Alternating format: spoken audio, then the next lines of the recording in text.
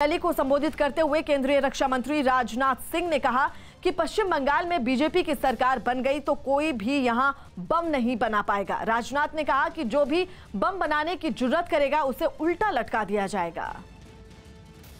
आज तो पश्चिम बंगाल में बम भी कुछ स्थानों पर बनते हैं, बम फेंके जाते हैं, राजनीतिक कार्यकर्ताओं की हत्या होती है। लेकिन जिस दिन सरकार बना देंगे उसके दूसरे दिन से हम देखेंगे किसने अपने मां का दूध पिया है जो बंगाल की धरती पर बम बना सके और लोगों के ऊपर बम फेंक सके। स्विट्जरलैंड के बाद अब श्रीलंका भी बुर्के पर प्रतिबंध लगाने की तैयारी में है। श्रीलंका में बुर्का पहनने पर रोक लगाने की तैयारी हो चुकी है। इसके लिए वहां राष्ट्रीय सुरक्षा का हवाला दिया गया है। श्रीलंका की कैबिनेट में इससे जुड़ा एक बिल पेश किया गया है, जिसके कैबिनेट से पास होने के बाद वहां की संसद इस पर कानून बना सकती है। और अगर ऐसा हुआ तो श्रीलंका दक्षिण एशिया में बुर्के पर बैन लगाने वाला पहला देश हो जाएगा, जिसके पीछे यह दलील है कि बुर्के का चलन श्रीलंका में कभी रहा ही नहीं है। यही नहीं, श्रीलंका की सरकार वहां 1000 मदरसों को बंद करने की भी तैयारी कर रही है। कैबिनेट में बिल पेश करने वाले मंत्री ने दलील दी कि ये मदरसे श्रीलंका की राष्ट्रीय शिक्षा नीति की धज्जियां उड़ा रहे हैं। इससे पहले श्रीलंका ने साल 2019 में हुए आतंकी हमले के बाद भी बुर्का पहनने पर कुछ वक्त के लिए रोक लगा दी थी। इन आतंकी हमलों में 250 से ज्यादा लोगों की मौत हो गई थी, जबकि कई लोग घायल हुए थे। लेकिन श्रीलंका सरकार के इस कदम का भारत में भी विरोध शुरू हो गया। समाजवादी पार्टी के नेता अबू आजमी ने इसे नफरत की राजनीति ठहरा दिया। क्या उस बुर्का पहनने से कोई आतंकवाद बढ़ रहा है? ये सब सिर्फ नफरत, वेस्टर्न कल्चर को आम करने के लिए, अपनी मार्केट बढ़ाने के लिए ये सब चीजें हो रही हैं। उधर विश्व हिंदू परिषद ने श्रीलंका सरकार के इस फैसले का खुलकर समर्थन किया और संयुक्त राष्ट्र से भी ऐसा ही फैसला करने की अपील कर डाली। विश्व के अनेक देश पहले भी निर्णय ले चुके हैं, लेकिन गंभीरता से संपूर्ण विश्व को, और मैं तो कहूँगा कि यूएन सिक्योरिटी काउंसिल को भी इस बारे में गंभीरता से विचार करना चाहिए। रायपुर के शहीद वीर नारायण स्टेडियम में खेली जा रही रोड सेफ्टी वर्ल्ड सीरीज के आखिरी लीग मैच में वेस्ट इंडीज लेजेंड्स ने इंग्लैंड लेजेंड्स को 5 विकेट से हरा दिया। टॉस जीतकर वेस्ट इंडीज ने पहले गेंदबाजी करने का फैसला किया और इंग्लैंड की टीम ने 20 ओवर में 186 रन बनाए। मैच जीतने के लिए वेस्ट इंडीज के सामने 187 रनों का लक्ष्य रखा गया। हालांकि बड़े स्कोर का पीछा करते हुए भी वेस्ट इंडीज ने घुटने नहीं टेके और सलामी बल्लेबाजों ने पारी की आक्रामक शुरुआत की और 5 विकेट से मैच में जीत हासिल कर ली। मैच में एक वक्त ऐसा भी आया जब सुपर ओवर की ओर जाता हुआ दिख रहा था, लेकिन वेस्ट इंडीज टीम के बल्लेबाजों ने बखूबी मैच अपने खाते में कर लिया और अब आज भारत और वेस्ट इंडीज के बीच पहला सेमीफाइनल मुकाबला खेला जाएगा। म्यांमार में हुए तख्ता पलट के खिलाफ चीन ने आज तक खुलकर आवाज नहीं उठाई, लेकिन अब जब वहां सेना के खिलाफ सुलगी आग की आंच उस तक आई तो वो म्यांमार से सुरक्षा मांगने लगे। 2 दिन पहले यांगोन में सेना ने प्रदर्शनकारियों के साथ खूनी होली खेली थी और उसी दिन वहां चलने वाली चीनी कारोबारियों की 5 फैक्ट्रियों को फूंक दिया गया था, जिनमें एक फैक्ट्री से आई तस्वीरों में आग का विकराल रूप दिखाई दिया। आग इतनी बड़ी थी कि रात के घुप अंधेरे में भी उसकी रोशनी से पूरा इलाका चौंधिया गया। दमकल कर्मी आग पर पानी की बौछार करते तो दिखे, लेकिन आग पर उसका कोई असर होता नजर नहीं आया। जब करोड़ों का नुकसान हुआ तो चीन के पैरों तले जमीन खिसक गई और उसने म्यांमार से उसके लोगों और संपत्ति को सुरक्षा मुहैया कराने की मांग कर डाली। इसके बाद तो म्यांमार की सेना ऐसे एक्शन में आई कि उसने अपने जवानों की भरी पूरी टुकड़ी मैदान में उतार दी। नतीजा यह हुआ कि एक तस्वीर में सड़क पर सेना के ट्रकों की कई मीटर लंबी कतार लगी नजर आई। सभी ट्रक यांगोन के इस इंडस्ट्रियल एरिया की तरफ भागते नजर आए जहां आग लगी। इन तस्वीरों में मीलों दूर से ही आसमान में आग का घना काला धुआं उठता भी नजर आया। असम में 3 चुनावी जनसभाओं को योगी आदित्यनाथ आज संबोधित करेंगे।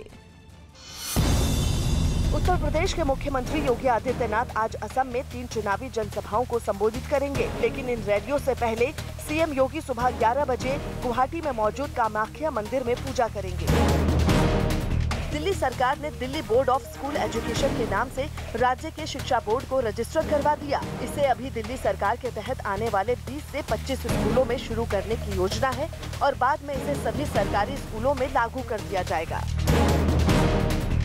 जम्मू कश्मीर के सांबा में सुरक्षा बल के जवानों ने एक घुसपैठिए को ढेर कर दिया। बताया गया कि वो घुसपैठिया पाकिस्तान के कब्जे वाले कश्मीर से भारत की सीमा में दाखिल होने की कोशिश कर रहा था।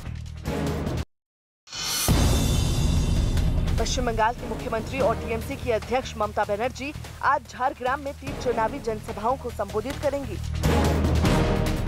उत्तर प्रदेश के आगरा में सेप्टिक टैंक में गिरने से एक ही परिवार के 5 लोगों की मौत हो गई। इस घटना पर मुख्यमंत्री योगी आदित्यनाथ ने दुख जताया और घर वालों को आर्थिक सहायता के तौर पर 2-2 लाख रुपए देने के निर्देश दिए।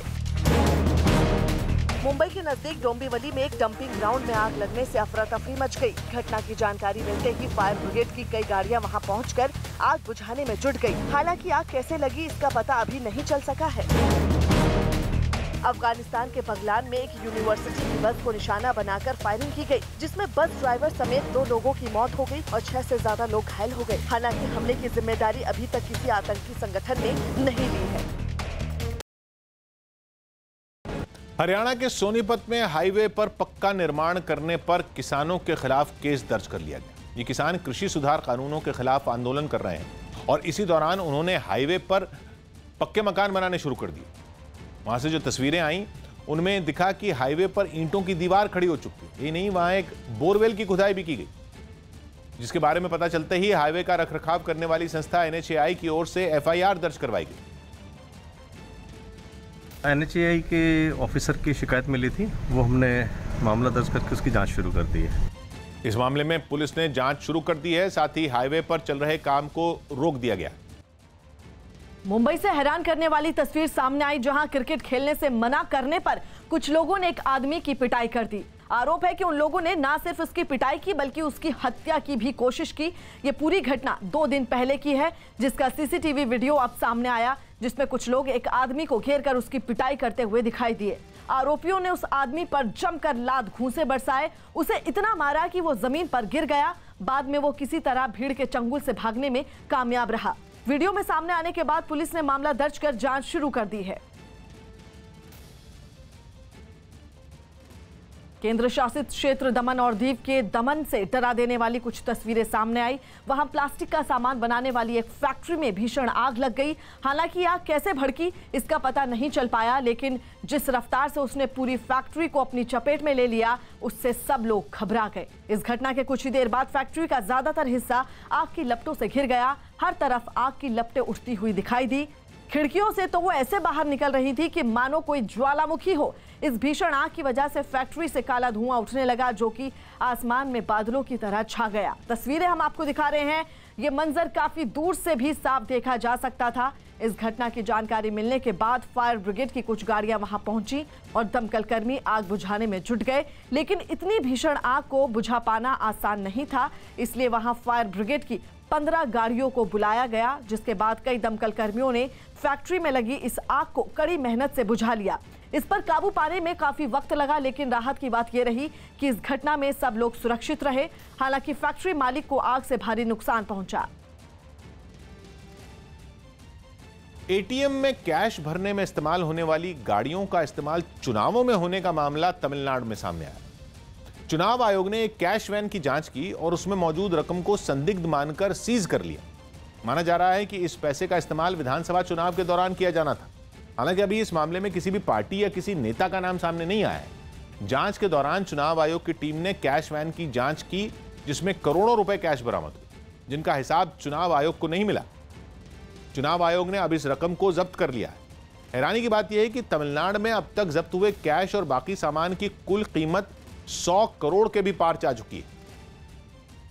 Cash seizure is 43.67 crore and the others in kind, including precious metals and other materials like sari or whatever household items, it is 65.78 crore.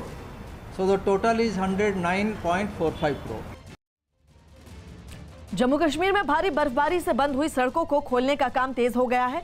घाटी में पिछले 2 हफ्तों से हो रही बर्फबारी से जैसी ही थोड़ी राहत मिली, प्रशासन की टीमें भी एक्शन में आ गईं और रास्तों पर जमी बर्फ को हटाने में जुट गईं। इसकी कुछ तस्वीरें पुंछ से शोपिया को जोड़ने वाले मुगल रोड से भी सामने आई। लगभग 90 किलोमीटर की सड़क की सफाई के लिए कई मशीनों की मदद ली गई। वहां इकट्ठा हुई बर्फ के बड़े बड़े ढेर को हटाने के लिए बुलडोजर का भी इस्तेमाल किया गया। 33 साल की एक महिला की मौत ने ब्रिटेन में महिलाओं की सुरक्षा पर ऐसे गंभीर सवाल खड़े कर दिए कि पूरा लंदन विरोध प्रदर्शनों की आग में सुलगने लगा। 3 मार्च की रात को सारा एवरड नाम की यह महिला अचानक गायब हो गई और फिर 1 हफ्ते बाद पुलिस को उसका शव मिला। आरोप है कि पुलिस अधिकारी ने ही पहले महिला को अगवा किया और फिर उसे मौत के घाट उतार दिया, जिसके बाद लोग इतनी बुरी तरह दहल गए कि पुलिस से हिसाब लेने के लिए उन्होंने लंदन मेट्रोपॉलिटन पुलिस हेडक्वार्टर्स पर धावा बोल दिया। कई प्रदर्शनकारी तो हेडक्वार्टर के बाहर सड़क पर लेट ही गए। प्रदर्शन में शामिल महिलाएं तो इतने गुस्से में थीं कि वो चीख चीख कर पूछती रहीं कि अगर हिफाजत करने वाली पुलिस ही हत्यारी बन जाएगी तो फिर उससे उनकी रक्षा कौन करेगा।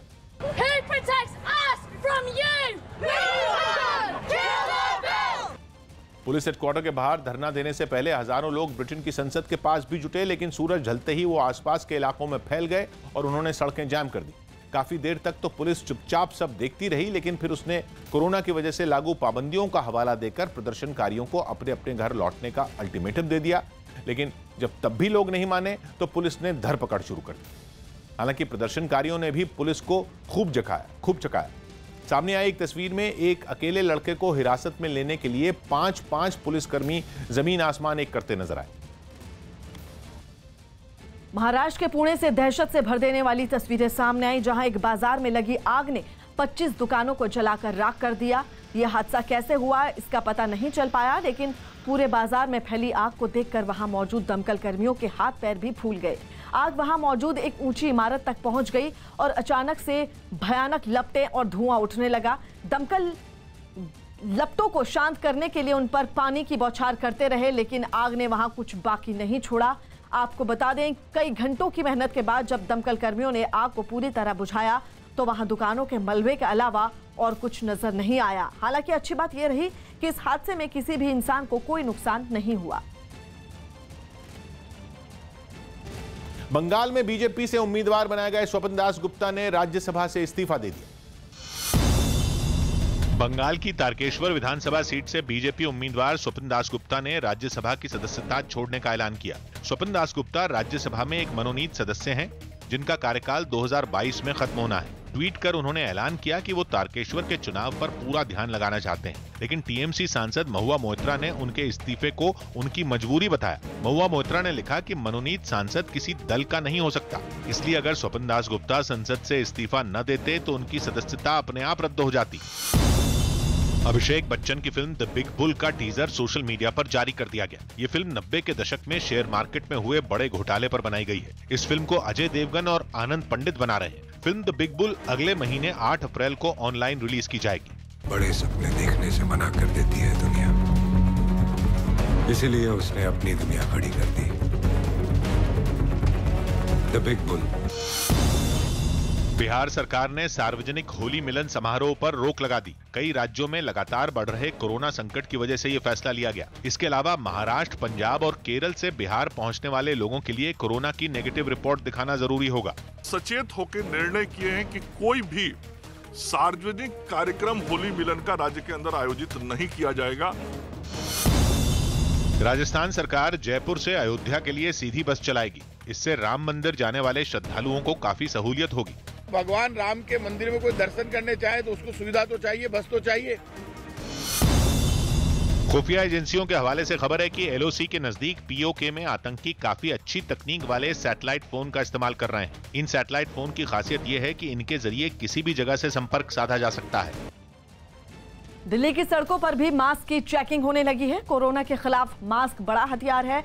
ऐसे में मास्क को मजाक समझने वालों के खिलाफ फिर से सख्ती शुरू हो गई है, जिसकी एक तस्वीर दिल्ली नोएडा के चिल्ला बॉर्डर से सामने आई। वहां जिला प्रशासन और सिविल डिफेंस के वॉलंटियर्स की टीम सड़क पर बिना मास्क के घूम रहे लोगों को पकड़ कर उनका चालान काटती नजर आई। कुछ लोगों ने तो हमारे कैमरे को देखकर आराम से चालान भर दिया, लेकिन कुछ बहस करते भी नजर आए। सामने आई एक तस्वीर में एक शख्स ने मास्क ना पहनने का अजीबोगरीब बहाना तो दिया ही और साथ ही ये दावा तक कर दिया कि उसे तो कोरोना है ही नहीं। मैं अभी जस्ट टॉयलेट करने उतरा था, इसलिए गलती हो गई। हम दोनों के कोई कोरोना नहीं है। वहीं एक आदमी ने तो मास्क के नियम को ही गलत बता दिया। घर में हम साथ में रहते हैं, वहाँ पे कौन सा इन्फेक्शन हो रहा है। मैं मार्केट में को तो नियम बनाया गया है, पहले जिसने बनाया उसने गलत बनाया नियम।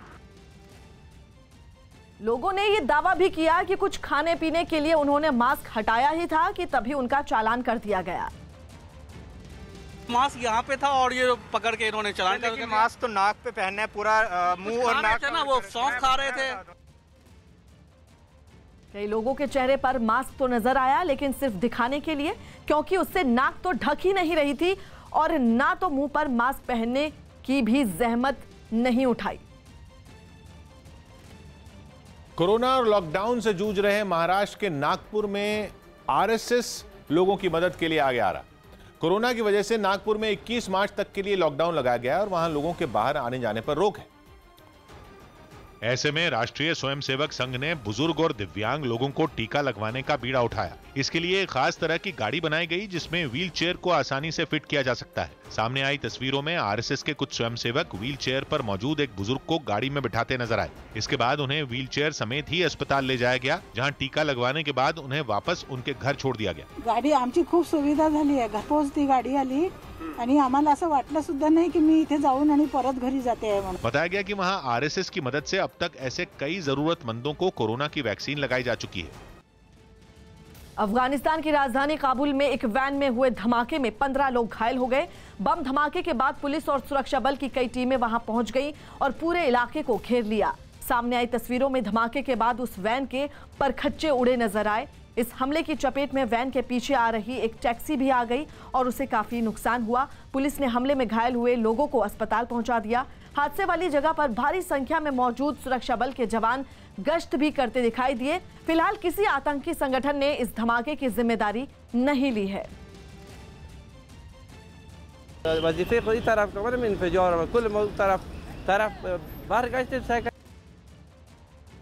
एशियानेट न्यूज नेटवर्क C4 सर्वे के प्री पोल सर्वे में पुदुचेरी में बीजेपी गठबंधन की सरकार बनती दिख रही। पुदुचेरी की 30 विधानसभा सीटों पर 6 अप्रैल को चुनाव होने वाले हैं और ये प्री पोल सर्वे में वहां बीजेपी गठबंधन को बहुमत मिलता दिख रहा है, क्योंकि उसे वहां 23 से 27 मिलने का अनुमान 27 सीटें मिलने का अनुमान जताया गया है। यही नहीं, AIADMK, बीजेपी और ऑल इंडिया NR कांग्रेस के गठबंधन को 52% वोट मिल सकते हैं। इन तीनों पार्टियों ने 2016 में अलग अलग चुनाव लड़ा था और पिछली बार AIADMK को 4 और ऑल इंडिया NR कांग्रेस को 8 सीटें मिली थी। लेकिन इस बार ये दोनों पार्टियां बीजेपी के साथ चुनाव लड़ रही हैं और प्री पोल सर्वे में उन्हें इसका फायदा मिलता दिख रहा है, जबकि कांग्रेस और DMK के गठबंधन को भारी नुकसान होने का अनुमान है, क्योंकि 2016 में 17 सीटें जीतने वाले इस गठबंधन को इस बार केवल 3 से 7 सीटें मिलने का अनुमान लगाया गया। यही नहीं, उसका वोट प्रतिशत घटकर 36% रहने का अनुमान। पिछली बार कांग्रेस और DMK के गठबंधन को 39% वोट मिले थे। एशियानेट न्यूज नेटवर्क C4 सर्वे 5 मार्च से 12 मार्च के बीच करवाया गया और 5000 मतदाताओं से उनकी राय ली गई। दिल्ली के पास हरियाणा के गुरुग्राम से एक डराने वाला वीडियो सामने आया, जिसमें एक लड़की और उसका साथी एक दूसरे लड़की की बेरहमी से पिटाई करते नजर आए। बताया गया कि उनके बीच लेन देन का विवाद था और इसी रंजिश में उन्होंने उस लड़के की बेरहमी से पिटाई कर दी। सामने आई तस्वीर में वो लड़की उस लड़के को पीटती दिखी। माँ नहीं, इसका बाप नहीं, बहनों से झूठ बोलवा रहा है तू। उसका साथी भी लड़के को बुरी तरह पीटता नजर आया। दोनों बेरहमी के साथ उसे पीटते रहे। इस दौरान वो लड़का दर्द से बुरी तरह करहाता नजर आया। उसने दोनों से बार बार छोड़ देने की गुहार लगाई, लेकिन उन दोनों के सिर पर तो जैसे खून सवार था। वो उसे लगातार पीटते रहे। मारपीट में वो लड़का बुरी तरह घायल हो गया और उसके चेहरे से खून निकलने लगा। इस दौरान उनका एक और साथी इसका वीडियो बनाता रहा। बाद में लड़के ने पुलिस में शिकायत दर्ज कराई, जिसके बाद आरोपियों के खिलाफ मामला दर्ज कर कार्रवाई शुरू कर दी गई। फिल्म पगलैट का ट्रेलर जारी कर दिया गया। सान्या मल्होत्रा और आशुतोष राणा की फिल्म पगलैट का ट्रेलर जारी कर दिया गया। ये फिल्म 26 मार्च को ऑनलाइन रिलीज होगी। सबको लगा हम पगला गए। जब लड़की लोग को अकल आती है ना, तो सब उन्हें पगलैट ही कहते। पश्चिम बंगाल में होने वाले विधानसभा चुनाव का असर अब मुंबई में सोने के कारोबार पर भी पड़ने लगा है, क्योंकि मुंबई के जावेरी बाजार में सोने के गहने बनाने वाले ज्यादातर कारीगर बंगाल के हैं, जो मतदान में हिस्सा लेने के लिए अपने अपने शहर लौट रहे हैं। ऐसे तमाम सारे कारीगर हैं जो कि यहाँ से अब अपने अपने घरों की तरफ निकल रहे हैं जैसे जैसे चुनाव नजदीक आ रहा है। कारीगरों के जाने से सोने के कारोबारियों की चिंता बढ़ गई है। बंगाल में जो चुनाव आ रहा है उस चुनाव की वजह से लोग यहाँ से स्थानांतरित हो रहे हैं, तो कहीं न कहीं जाके इसका बहुत खराब इम्पैक्ट यहाँ पे पड़ेगा। All England open badminton championship की दोपहर से शुरुआत होगी। इसमें पीवी सिंधु और के श्रीकांत समेत कई भारतीय खिलाड़ी नजर आएंगे, लेकिन स्पेन, चीन और दक्षिण कोरिया के कई बड़े खिलाड़ियों ने कोरोना संकट और चोट की वजह से पहले ही अपना नाम इससे वापस ले लिया था। दिल्ली में कोरोना के मामलों में फिर उछाल देखने को मिल रहा है। पिछले 24 घंटों में कोरोना के 425 मरीज सामने आए। यूपी के प्रयागराज में 24 घंटों के अंदर 5 लोगों की संदिग्ध हालात में मौत हो गई। आशंका है कि इनकी मौत जहरीली शराब की वजह से हुई। अफ्रीकी देश युगांडा की राजधानी कंपाला में पुलिस ने प्रदर्शन के दौरान विपक्ष के नेता बॉबी वाइन को गिरफ्तार कर लिया। बॉबी वाइन जनवरी में राष्ट्रपति चुनावों के दौरान गिरफ्तार किए गए अपने समर्थकों की रिहाई की मांग के लिए प्रदर्शन करने पहुंचे थे, लेकिन कुछ ही देर में पुलिस भी वहां पहुंच गई और उन्हें हिरासत में ले लिया। हालांकि उन्हें घेर कर खड़े उनके समर्थक पुलिस को रोकने के लिए एड़ी चोटी का जोर लगाते हुए नजर आए। इस प्रदर्शन में बॉबी वाइन के साथ उनकी पार्टी के कुछ नेता और सैकड़ों समर्थक शामिल हुए। वो इस दौरान अपने हाथों में कुछ लोगों की तस्वीरें पकड़े भी दिखाई दिए, जिन्हें राष्ट्रपति चुनाव से पहले और बाद में हुए प्रदर्शनों के दौरान गिरफ्तार किया गया, लेकिन आज तक वो रिहा नहीं हो पाए।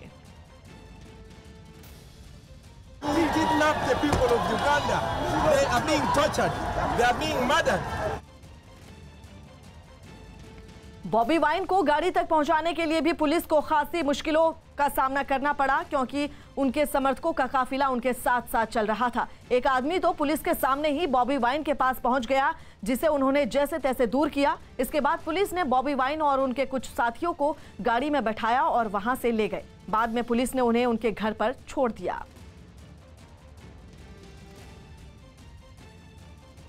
प्रधानमंत्री नरेंद्र मोदी देश में कोरोना के बढ़ते खतरे पर वीडियो कॉन्फ्रेंसिंग के जरिए राज्यों के मुख्यमंत्रियों के साथ दोपहर 12:30 बजे चर्चा करेंगे।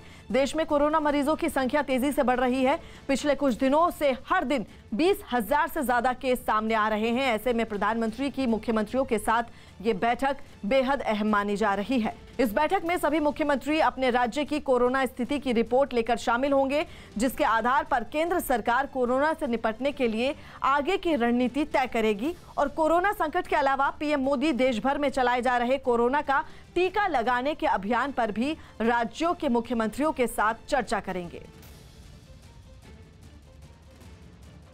दवाई है तो ढिलाई नहीं, दवाई है और कड़ाई है, दोनों, और अपने पालन करना चाहिए। और इसलिए उन्होंने बैठक जो कल मुख्यमंत्रियों की बुलाई है उसमें हर एक प्रकार के लोगों के साथ बातचीत होकर के आगे का हम तय करेंगे कि रणनीति प्रधानमंत्री जी मार्गदर्शन देंगे कि किस प्रकार से हम सचेत होकर जागरूक होकर के सावधानी बरतते हुए किसी प्रकार की ढिलाई ना हो, और उसके लिए हर राज्य के मुख्यमंत्रियों से सुझाव लेंगे। दिल्ली के ज्वालापुरी इलाके में रोड रेज की एक मामूली घटना के बाद 2 लड़कों की बेरहमी से हत्या कर दी गई। घनी आबादी वाले इलाके में आरोपियों ने बेरहमी से 2 लड़कों को चाकुओं से गोद कर मार डाला और कोई बीच बचाव तक करने नहीं आया। पूरी घटना ज्वालापुरी इलाके में लगे सीसीटीवी कैमरे में रिकॉर्ड हो गई। घनश्याम और रोहित नाम के लड़के स्कूटी पर सवार थे।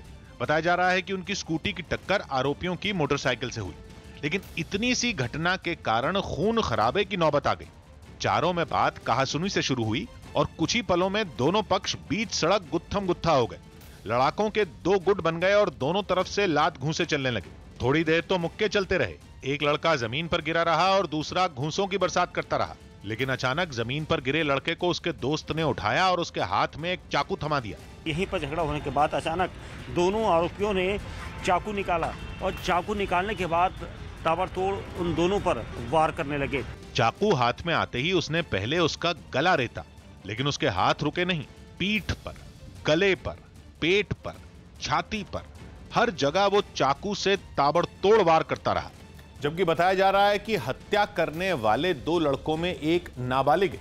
दिल्ली पुलिस ने घटना के बाद कुछ ही घंटों में हत्या के दोनों आरोपियों को ढूंढ लिया, जिसकी वजह सीसीटीवी की तस्वीरें ही बनी। सीसीटीवी फुटेज में साफ दिखा कि आरोपियों ने लड़के को तब तक मारा जब तक उसकी सांसें थम नहीं गई। जब वो जमीन पर गिर गया तो दोनों आरोपियों ने उसके उस दोस्त पर हमला बोल दिया जो पहले से ही बेदम दिख रहा था। अगले ही पल वो भी चाकुओं के वार से जख्मी होकर जमीन पर गिर गया, लेकिन उसने हिम्मत नहीं हारी। वो दोबारा उठने की कोशिश करने लगा। एक बार वो बैठ भी गया, लेकिन इससे ज्यादा हिम्मत नहीं जुटा पाया और अगले ही पल वो फिर से गिर गया। दूसरी तरफ मोटरसाइकिल सवार आरोपी मौके से फरार हो गए।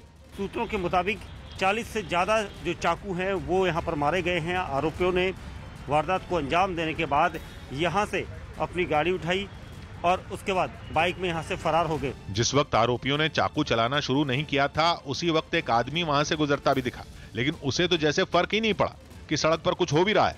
आरोपियों के फरार होने से पहले ही एक मोटरसाइकिल सवार भी वहां से गुजरता दिखा, लेकिन सड़क पर अंतिम सांसें गिन रहे लड़कों को बचाने की उसने भी कोई कोशिश नहीं की, जिसका नतीजा यह हुआ कि रोहित और घनश्याम नाम के दोनों लड़कों की मौत हो गई। परिवार के लोगों ने जब पुलिस को दोनों के घर न पहुंचने की जानकारी दी, तब पुलिस ने उन्हें अस्पताल में शवों की शिनाख्त करने के लिए भेज दिया, जिसके बाद उनके घरों में ही नहीं बल्कि ज्वालापुरी इलाके में भी डर का माहौल है। कैमरा लगा के किस काम का कैमरे है? कोई मार जाए, कुछ भी कर जाए, डर ही नहीं है। कितना क्राइम होता है, कुछ तो इंसान कैसे सेफ रहेगा। पुलिस ने जिन दोनों लड़कों को गिरफ्तार किया, उनमें एक प्रदीप है। प्रदीप को गिरफ्तार कर पुलिस ने उसका मेडिकल टेस्ट करवाया। पुलिस की गाड़ी में बैठे प्रदीप ने मीडिया से बात भी की, लेकिन उसने सारा इल्जाम अपने छोटे भाई पर डालने की कोशिश की, जो नाबालिग है। मार रहे थे, लड़ रहे थे हमारे से।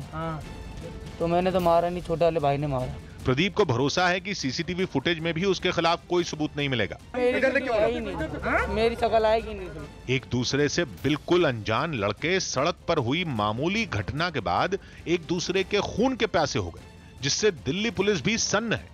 पुलिस कमिश्नर ने ट्वीट कर घटना की जानकारी देते हुए लोगों से भावुक अपील की।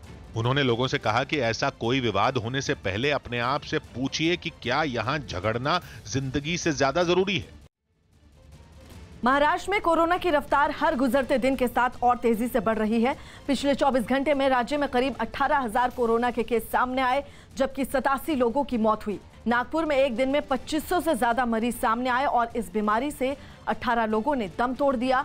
तो वहीं मुंबई में भी कोरोना के मरीजों का आंकड़ा बढ़कर 2000 के पास पहुंच गया, जिसके देखते हुए बीएमसी ने स्कूलों में 50% छात्रों के स्कूल आने के नियम को आज से अगले आदेश तक खत्म कर दिया है और इसके अलावा सभी टीचरों को ई लर्निंग प्लेटफॉर्म की मदद से घर से ही क्लास लेने के लिए कहा गया है। जयपुर में बीजेपी के छात्र संगठन एबीवीपी से जुड़े छात्र पिछले 21 दिन से राजस्थान यूनिवर्सिटी में धरने पर डटे। प्रदर्शन के दौरान छात्रों का हंगामा इस कदर बढ़ा कि यूनिवर्सिटी में तैनात सुरक्षा कर्मियों को लाठीचार्ज करना पड़ा, जिसके बाद यूनिवर्सिटी में अचानक हंगामा शुरू हो गया। छात्रों की भीड़ दौड़ती दिखी और सुरक्षाकर्मी प्रदर्शनकारियों पर डंडे बरसाते दिखे। कुछ छात्र लाठीचार्ज के बावजूद नहीं हटे और सुरक्षा कर्मियों से उलझते रहे। तनाव बढ़ने की वजह से पुलिस भी मौके पर पहुंच गई। काफी देर तक हंगामा चलता रहा, जो छात्रों की भीड़ छटने के बाद ही शांत हुआ। हंगामा तब शुरू हुआ जब एबीवीपी से जुड़े छात्र एक बैठक करने के बाद यूनिवर्सिटी में दाखिल होने की कोशिश करने लगे। प्रदर्शनकारियों को अंदर घुसने से सुरक्षा कर्मियों ने रोक दिया। काफी देर तक धक्का मुक्की चलती रही। सुरक्षा कर्मी छात्रों को धकेलते रहे और कुछ छात्र भी सुरक्षा कर्मियों की वर्दी खींचते दिखे।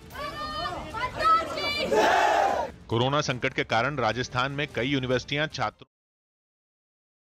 इस वक्त की बड़ी खबर आपको बता दें, बीजेपी सांसद की मौत हुई है। संदिग्ध हालात में यह मौत हुई है। बीजेपी सांसद की बड़ी खबर आपको बता दें, बीजेपी सांसद की मौत, और पता चला है कि संदिग्ध हालात में यह मौत हुई है। पुलिस पूरे मामले की जांच में जुट गई है। खुदकुशी की आशंका जताई जा रही है। हालांकि पुलिस पूरे मामले की जांच कर रही है कि आखिर यह मामला क्या है। हिमाचल के मंडी का ये पूरा मामला है जहां पर संदिग्ध हालात में ये मौत हुई है और पुलिस अब पूरे मामले की जांच कर रही है कि आखिर इस खुदकुशी के पीछे की क्या वजह रही और हर पहलू की जांच कर रही है। हिमाचल की मंडी का ये मामला था जहां पर बीजेपी सांसद की संदिग्ध हालात में मौत हो गई है और पुलिस पूरे मामले की जांच में जुट गई है। पता लगाया जा रहा है कि आखिर इसके पीछे क्या वजह रही। आनंद तिवारी हमारे सहयोगी इस वक्त फोनलाइन पर मौजूद है। आनंद, क्या है ये पूरा मामला? जी देखिए, दिल्ली स्थित निवास पर जो सांसद थे उनका घर था और वहां पर ही संदिग्ध हालत में उनकी मौत हुई है। 2 बार बीजेपी के सांसद रहे हैं मंडी हिमाचल प्रदेश से। 3 कारणों से ये मौत हुई है, हालांकि ये साफ नहीं हो पाया, लेकिन जो शुरुआती जानकारी मिल रही है उसके मुताबिक बताया जा रहा है कि जो सांसद है उन्होंने खुदकुशी की अपने घर में।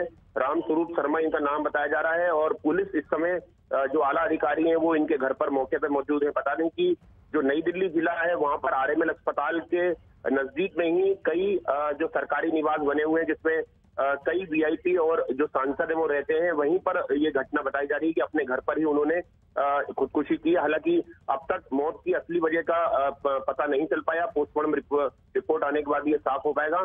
लेकिन आला अधिकारी मौके पर मौजूद हैं और जिस तरह से जो सांसद है उनकी संदिग्ध हालत में मौत हुई है, जाहिर तौर पर उसके पीछे क्या वजह है, क्या कारण है, अगर खुदकुशी की है तो किन कारणों से की है, ये अब तक साफ नहीं हो पाया है। आनंद, घर पर उनका शव मिला है तो परिवार के लोगों से अभी तक बातचीत हो पाई है, उनका क्या कहना है?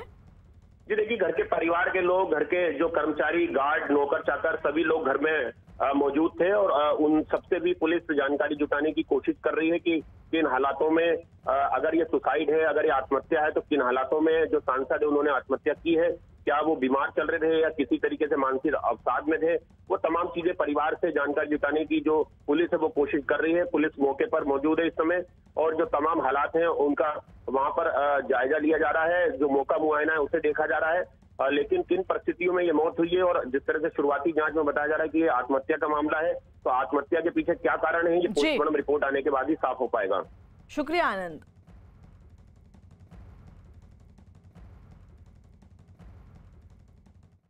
बच्चे चाहें तो देश बदल दें, बच्चे चाहें तो एक नई दुनिया बना दें। ऐसे ही कुछ अद्भुत यंग जीनियस के साथ नेटवर्क 18 दिखा रहा है एक अनोखा शो, बायजूस यंग जीनियस। 13 मार्च को शाम 7 बजे न्यूज 18 इंडिया पर मिलिए अन्याय के खिलाफ दीवार बनकर खड़ी दिल्ली की 12 साल की अनुष्का जॉली से, वो लड़की जिससे बुलिंग करने वाले डरते हैं। अनुष्का के दोस्तों ने स्कूल के एनुअल डे पर 6 साल की एक बच्ची को बुली करने, तंग करने और परेशान करने का प्लान बनाया। लेकिन जब अनुष्का ने देखा कि वो बच्ची बुरी तरह सहम गई है तो उसने अपने दोस्तों को मना किया और उस बच्ची को बचाया। उसी के बाद अब अनुष्का ABS यानी एंटी बुलिंग स्क्वाड की शुरुआत कर रही है। ये एक ऐसा वेब प्लेटफॉर्म है जहां एक्सपर्ट की मदद से बुलिंग के शिकार बच्चों की मदद की जाती है ताकि वो जिंदगी भर उस जिल्लत में ना घुटे। अनुष्का सबको बुलिंग ना करने की शपथ भी दिलाती है।